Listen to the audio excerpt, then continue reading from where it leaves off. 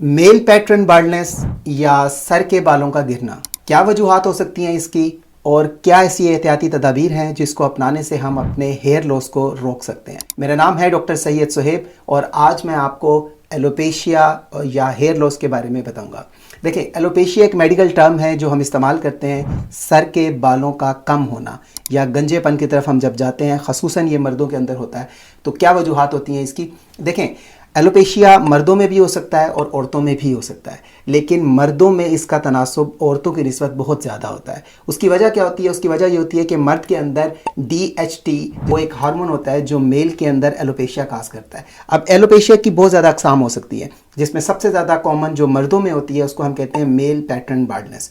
Male pattern baldness होती क्या है कि सबसे पहले गंजापन हमारे साइड्स पे शुरू होता है, जिसको हम टेम्पोरल साइड कहते हैं। हमारी दोनों तरफ से किसी भी साइड पे शुरू हो सकता है और आहिस्ता आहिस्ता वो बाल यहाँ से कम होना शुरू होते हैं। और उसके बाद ये जो क्लासिफिकेशन 1 है जो मोस्टली लोगों में होती है, सेंटर से सर के बाल कम होना शुरू हो जाते हैं। अब ये जो आगे से कम हो रहे हैं और ये जो सेंटर से कम हो रहे हैं, ये आहिस्ता आहिस्ता मिलते रहते हैं आपस में और इस तरह से फिर सर के ऊपर वाले सारे बाल ख़त्म हो जाते हैं। लेकिन इन लोगों के अंदर कभी भी साइड से और पीछे के बाल कभी ख़त्म नहीं होते। इसकी वजह क्या है? इसकी वजह सिर्फ रिसेप्टर्स में तब्दीली है। इधर के जो रिसेप्टर होते हैं वो कदरें मुख्तलिफ होते हैं जो ऊपर के रिसेप्टर होते हैं। जो हार्मोन मेल के अंदर DHT, जिसको टेस्टोस्टेरोन की एक इकसाम है, उस हार्मोन की वजह से जो रिसेप्टर पे असरअंदाज होना होता है वो सिर्फ सेंटर वाले बालों पे होता है। साइड वाले बाल और पीछे वाले बाल इससे महफूज रहते हैं। दूसरी किस्म एलोपेशिया की क्या होती है? उसको कहते हैं एलोपेशिया एराटा। एलोपेशिया एराटा क्या होता है? वो ये होता है कि किसी भी लोकलाइज्ड सर पे, कहीं भी आगे पीछे या आपके टेम्पोरल साइड्स पे, उस जगह पे सिर्फ फ़कत उस जगह पे बाल गिरना शुरू हो जाते हैं और आहिस्ता आहिस्ता सिर्फ आपको गंजापन नजर आता है, सिर्फ उसी एरिया पे, पूरे बालों पे वो नहीं फैलता। उसको हम कहते हैं एलोपेशिया एराटा। वो ऑटो इम्यून होता है, यानी आपकी अपनी कुव्वत मुदाफ़ियत आपके अपने सेल्स पर असरअंदाज होती है। उसकी वजह से वो कुछ अरसे तक रहेगा।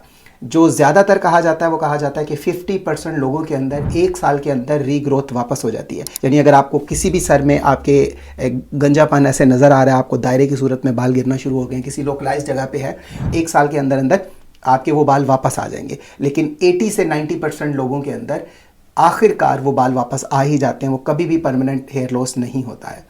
तीसरी अक़साम क्या होती है? तीसरी अक़साम होती है जब आपको कोई फंगल इन्फेक्शन होता है। ये जो डैंड्रफ होती है बालों में, ये भी एक फंगल इन्फेक्शन की किस्म है और फंगल इन्फेक्शन में हम इसको टीनिया कहते हैं और कैपिटस हम सर को कहते हैं। तो मेडिकल टर्म में हम कहते हैं टीनिया कैपिटस।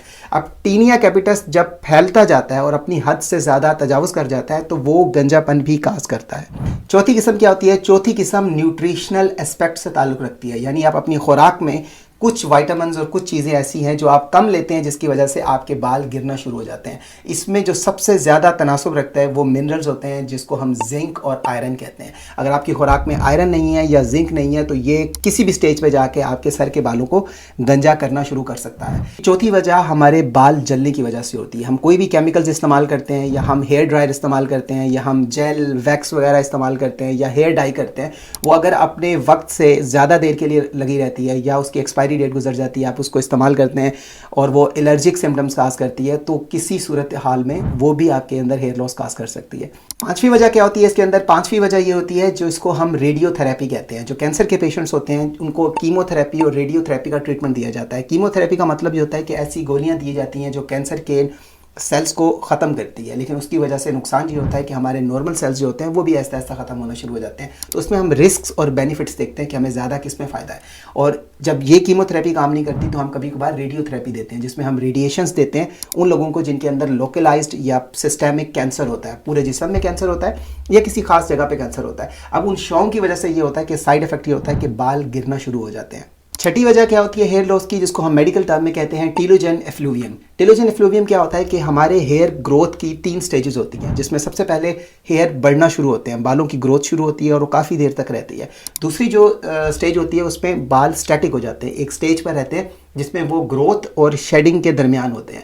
और तीसरी स्टेज जिसको हम कहते हैं शेडिंग, यानी बाल गिरना शुरू हो जाते हैं। जब भी हमें कोई स्ट्रेस होता है या हम एंजाइटी में होते हैं, परेशान होते हैं, इमोशनली डिस्टर्ब होते हैं या मेडिकल पॉइंट ऑफ व्यू से कोई स्ट्रेस होता है, जैसे हमारी कोई सर्जरी हुई है और उसके दौरान हमारी कुव्वत मुदाफ़िक पूरी नहीं हो रही, हमारी न्यूट्रिशन पूरी नहीं हो रही, वो स्ट्रेस जो होता है, ये सारी चीज़ें मिलकर टीलोजन एफ्लूवियम काज करती हैं, जिसकी वजह से वो टेम्परेरी हेयर लॉस आपको देखने को मिलता है। इसकी खसूसी वजूहात में बहुत ज़्यादा दवाइयाँ आ जाती हैं जिसमें हम कैल्शियम चैनल ब्लॉकर्स कहते हैं। कैल्शियम चैनल ब्लॉकर्स वो दवाइयाँ होती हैं जो अपने ब्लड प्रेशर को कंट्रोल करने के लिए लेते हैं।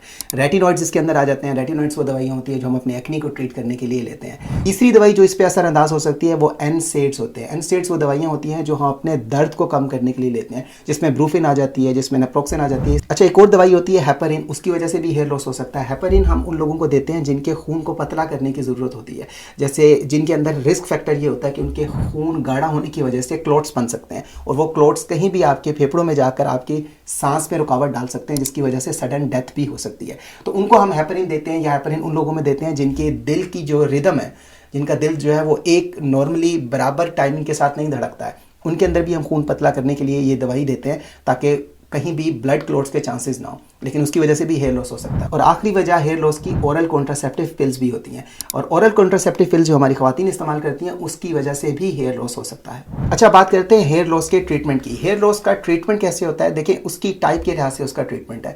जो मेल पैटर्न बाल्डनेस है, जो मर्दों के अंदर गंजापन हो रहा है, वो मोस्टली जेनेटिक होता है। आपके बाप वाली साइड पर या आपकी माँ वाली साइड पर अगर किसी के अंदर भी गंजापन है, खुसूसन मामू को देखते हैं अगर हम, तो वो आपकी फैमिली के अंदर भी मुंतकिल हो सकता है। लेकिन एलोपेशिया एराटा जो है, जो मैंने आपको समझाया कि लोकलाइज किसी जगह पे आपके बाल गिरना शुरू हो जाते हैं, 1 साल के अंदर वो वापस आ जाते होते हैं। तीसरा जो हेयर लॉस है, जो खुराक की वजह से हो रहा है, उसमें आयरन और जिंक के सप्लीमेंट्स अगर आप लेंगे तो वो आपके हेयर ग्रोथ को वापस लेकर आएगा, क्योंकि अक्सर हेयर ग्रोथ आयरन डेफिशिएंसी की वजह से होती है या जिंक डेफिशिएंसी की वजह से होती है। चौथा इलाज इसका जो हम करते हैं वो फोटोथेरेपी करते हैं उन लोगों के अंदर जिनके अंदर एलोपेशिया हो रहा होता है, चाहे वो रेडियोथेरेपी रिलेटेड है या कीमोथेरेपी रिलेटेड है, किसी भी वजह से अगर हो रहा है, अक्सर बहुत मुश्किल होता है कि हेयर लॉस वो वापस आए, लेकिन उसका एक इलाज फोटोथेरेपी भी होता है।